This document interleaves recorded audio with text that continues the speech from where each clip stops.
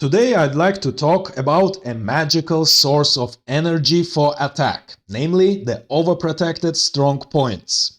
According to Aron Nimzowitsch, who is considered to be the inventor of the concept of overprotection, by establishing the contact between the strong point and the pieces, you can accumulate tremendous energy and then use this energy in attack.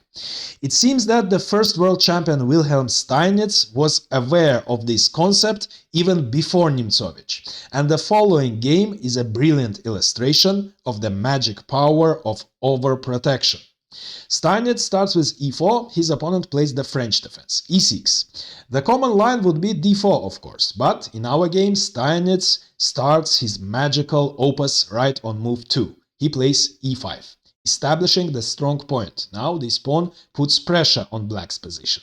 Black plays c5 and Steinitz reinforces the pawn by playing f4.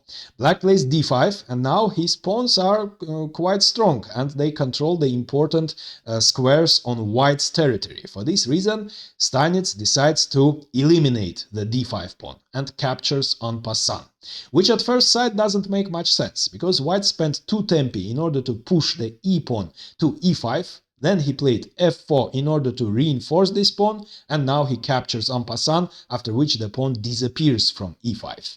However, the square itself, the e5 square, remains, and this square will turn into white's strong point. It will be a source of energy for the white pieces. So, by developing the pieces so as to bring them into contact with this square, and overprotecting this square, Steinitz will increase the energy of his pieces tremendously, as you will see. Bishop takes d6, attacking the f4 pawn, g3, defending the pawn and vacating the g2 square for the bishop. By playing c5, black has weakened his queenside, so the bishop on g2 will attack the black's queenside on the long diagonal and exert very strong pressure. In order to neutralize the pressure of the light-squared bishop, black plays bishop d7. On c8 his bishop was bad, it was restricted by its own pawn, so black is going to place this bishop on c6, and from this square the bishop will oppose white's bishop on g2. And Steinitz brings his first piece into contact with the strong point, knight f3. The knight controls this square. Bishop c6 followed, bishop g2, knight f6, short castle, knight d7, and Steinitz plays d3. Vacating the d2 square and taking under control the important squares. And after black castles, the most natural-looking move for white would have been knight c3, simply developing a piece on a seemingly active square. However, on c3, the knight wouldn't be in contact with the strong point. For this reason, Steinitz makes a much more sophisticated move. He has vacated the d2 square for the knight, so knight d2. He's going to reroute the knight to c4, and from c4 the knight will also overprotect the key square. And as white is going to play knight c4, it would make sense now for black to prevent it by playing b5, taking under control the c4 square. Instead, black plays knight b6. And while the knight is on b6, it would control the c4 square, of course. But black is going to centralize this knight. And as soon as the knight leaves the b6 square, Steinitz will play knight c4. For now, he will develop his other pieces and bring them into contact with the strong point. First, queen e2. Now, besides the knight, the queen also overprotects this square. Black plays queen c7. He also tries to control this square. Now it's time to develop the bishop. b3. Of course, Steinitz is going to fianchetto the dark squared bishop 2, from which it will exert pressure on the long diagonal and, of course, will overprotect the square. Besides that, Steinitz might even think about exchanging this bishop, once he places it on b2, for the knight, after which black will be forced to capture the knight with the g-pawn and his pawn structure on the king side would be destroyed. For this reason, black plays bishop e7, defending the knight. Of course, bishop b2 followed, and black plays a5, intending to push the pawn forward.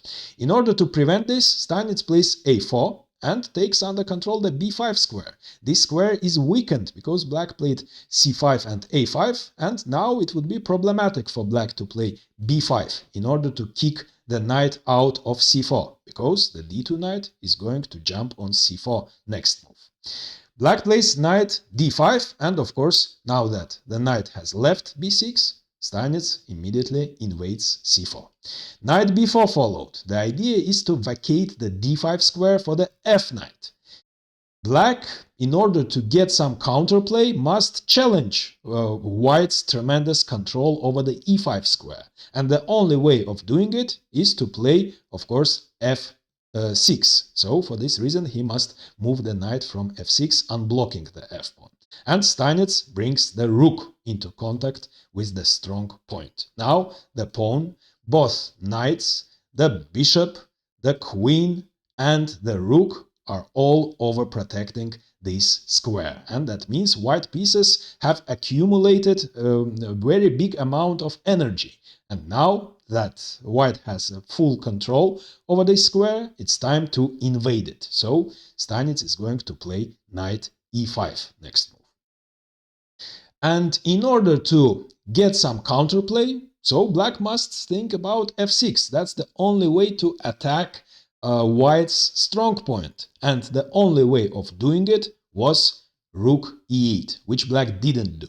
The idea behind rook e8 would be to defend the e6 pawn, because after black plays f6, after moving the knight from f6 and playing f6, the e6 pawn will turn into a weak backward pawn, and it would be a target of attack, so it was necessary to place the rook on e8. For example, after possible rook e8, Steinitz would have most probably played knight e5. This looks as the most sensible move, after which the bishops could have been exchanged, and after that black could have played knight d5, and he would be ready to play f6 next move, kicking out the knight from e5 and attacking the strong point.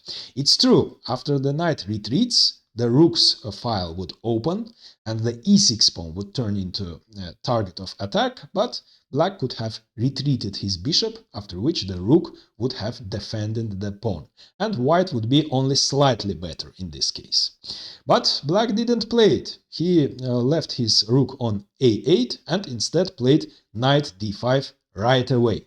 But that was a mistake, because now, of course, Steinitz plays knight e5, and it turns out that black cannot play f6, because white would simply exchange on c6, and after black captures on c6, white would simply capture on e6 and be up a pawn. As f6 doesn't work now, black plays bishop f6 instead, at least to neutralize white's dark squared bishop. So Steinitz has got total control over the strong point, he has overprotected it, and he has also invaded this square. So now there is no pawn on e5. As you remember, on move 4, Steinitz has captured en passant, but now instead of a pawn, there is a knight on e5. So now that he has taken under full control this strong point, it's time to think about the attack on the black king. And of course, in order to do it, Steinitz is going to carry out a pawn storm by playing g4 and g5. However, if he plays g4 right away, bishop h4 might be quite annoying, attacking the rook and forcing it to leave the e1 square and lose control with the strong point.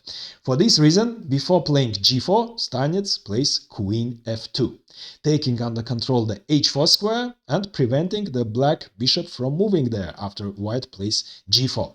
Also, queen f2 came with a tempo. The queen is attacking the c5 pawn, and in case black defends it in the most natural looking way by playing b6, he would have weakened the long diagonal, and it turns out that black would have lost material in this case. White would have kicked the knight out of b4, and the knight was defending the bishop, and after the knight retreats, white would have captured on c6, black must capture with the queen, after which both the queen and the rook would be on the long diagonal, and black cannot save both of these pieces. He doesn't have time to do it. White would play knight e5 with a tempo, attacking the queen, and after the queen retreats, the knight has vacated the c4 square for the pawn. So c4 attacking the knight, and after the knight retreats, white would capture the rook and win the exchange. For this reason, as b6 doesn't work, in order to defend the c5 pawn, black plays bishop e8. Now his queen defends this pawn. And, of course, now that his queen is on f2 and it controls the h4 square, Steinitz starts his pawn storm, g4. And there is nothing black can do to prevent the g5 advance. In case he plays h6, white would simply play h4, even increasing the pressure, and g5 will come next move anyways. For this reason, black plays rook d8, simply developing the rook. And, of course, g5 followed and the bishop must retreat. And now again, black is ready to play f6. In case white plays in the most straightforward way and continues the pawn storm, let's say he plays h4, black can play f6, attacking the knight and the strong point. And in order to keep the knight on e5, white must capture on f6. And after bishop takes f6, it's true, white is still much better because black has a weakness on e6. But the knight is closing the rook's way, so white cannot capture this pawn right away. Besides that, the f file would have opened, and it turns out that white also has some weaknesses, and the f4 pawn might turn into a target of attack, and black could get some counter chances. Of course, Steinitz didn't want to let his opponent get any counter chances. So instead of straightforward h4, he plays knight g4, a very sophisticated move, preventing f6, because he has moved his knight away from e5 and opened the rook's file. So now in case black plays f6, of course, white would simply capture, and after black recaptures, the e6 pawn would fall. But that's not the only idea behind knight g4. By playing knight g4, Steinitz has improved his knight. Now this knight attacks the very important squares in the vicinity of the black king, and also he has vacated the e5 square for the queen's knight. At the moment, the c4 knight is far away from the black king, but he is going to replace the king's knight on e5, and as a result, both white knights will take part in the attack on the black king, and again via the strong point. So black plays knight c6, hoping to challenge white and take under control the e5 square, and also the knight might jump on d4, and Steinitz brings his queen into the attack, queen h4, targeting the h7 pawn, and next move he is going to play bishop e4, threatening checkmate on h7. For this reason, it was necessary for black to play f5 in order to take under control the e4 square, preventing bishop e4. Most probably white would have captured en passant, and after knight takes f6, black, of course, is much worse, but he could still resist. His pawn would be weak, but in case white captures right away, black could have played knight h5, for example, with the discovered attack on the queen. The knight would be defended by the bishop, and the f4 pawn again would be a target of attack. The knight, the rook, and the queen would have attacked it. So this was black's last chance to play f5 in this position. Instead, he plays knight d4, closing the bishop's diagonal and defending the e6 pawn. However, knight d4 doesn't prevent bishop e4, and that's exactly what Steinitz played, threatening checkmate on h7. How to defend against the checkmate? In case black plays g6, he would have catastrophically weakened the dark squares on his kingside, and the knight, which is now you can see how strong the knight is on g4, the knight would have immediately invaded f6 with a check. Black must capture the knight, otherwise if the king moves, white would simply checkmate the king. But how should black capture? In case he captures with the knight, white would simply capture with the pawn, attacking the bishop, and after the bishop retreats, queen h6, threatening checkmate, and there is nothing black can do. In case black captures the knight with the bishop instead of the knight, bishop takes f6, then again, of course, g takes f.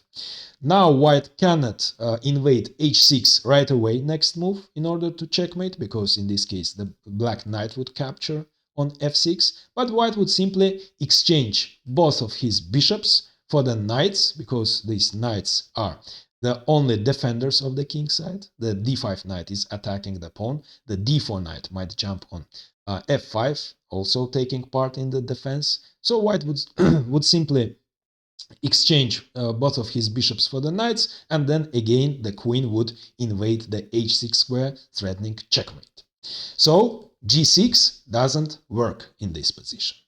What else can black do to prevent checkmate? He can try h6. And of course white cannot capture with the pawn because his queen would fall in this case. But of course Steinitz in this position most probably would have sacrificed the knight in order to destroy black's king side and expose the king. Knight takes h6 check, h takes g, and queen takes h6, again threatening checkmate. The only way to prevent the checkmate would be f5, but of course now the e6 pawn would be catastrophically weakened, and the only defender of this pawn is the knight, and white would simply remove the defender of the pawn, and after c takes d, queen takes e6 check. It turns out that the knight is also under attack. If the king moves, the knight would fall, so black would be forced to play bishop f7 in order to save the knight, but it doesn't help because the bishop is closing the rook's file, and now the f5 pawn falls, and again white is threatening checkmate. And rook e8 in order to vacate the f8 square for the king doesn't help, because the king still gets checkmated in a few moves in this case. For this reason, as neither g6 nor h6 works, in order to prevent the checkmate, black plays f5, at least to vacate the f7 square for the king, so that the king can escape via this square. But of course now Steinitz captures en passant, reopening the bishop's diagonal and renewing the threat. Black captures with the knight, defending the h7 square. Of course Steinitz removes the defender of h7, knight takes f6, bishop takes f6, and queen takes h7 check. Now it's just check, not a checkmate, and Steinitz simply won a pawn, and he continues his attack. King f7 and bishop g2, opening the rook's file. Now the e6 pawn is a target of attack. It's defended by the knight, but Steinitz can eliminate this knight whenever he wants, and the bishop from g2 will move to h3, increasing the pressure on e6. Rook g8 followed, and now it's time for the queen's knight to invade a strong point, again with great effect. Knight e5 check.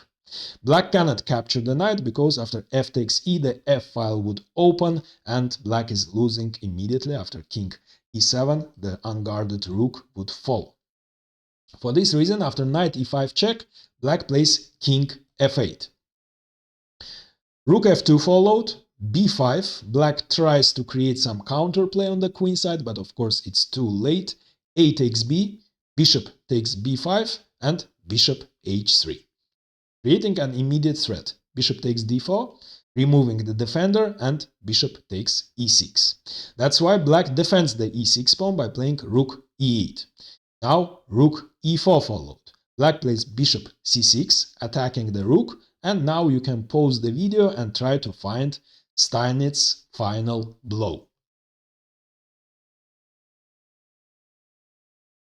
So, of course, he removes black's best piece, the key defender of the e6 pawn, and also so he captures the knight with the rook, not with the bishop, because he needs the bishop for the attack. So by sacrificing the exchange, he also, which is very important, deflects the pawn from c5.